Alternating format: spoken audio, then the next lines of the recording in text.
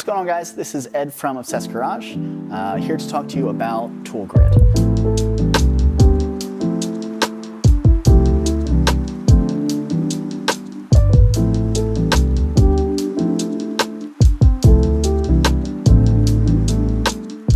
We use it here for a lot of random stuff. We have obviously regular tools. It's really good for screwdrivers and things like that because of the inserts they have. These ones specifically are really good for the screwdrivers.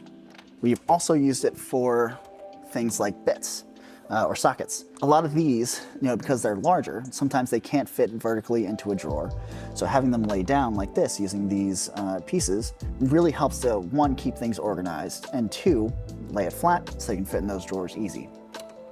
We've also used it for larger pieces or random things like bottles. One of the big pieces here are these pieces right here. These can actually move around, and then when you screw them in, they will be stationary and they'll be locked in that place. So then with something like a bottle, you can fit in there and it'll be perfectly in place whenever you need it.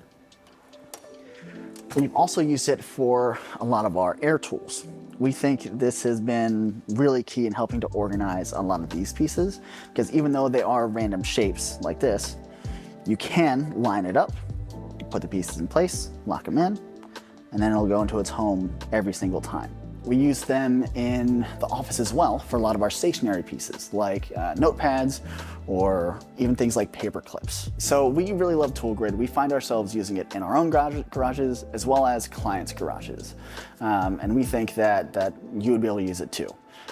If you need help designing any sort of Tool Grid setup or help designing your garage, feel free to reach out to us at design@obsessedgarage.com. Perfect. Cool.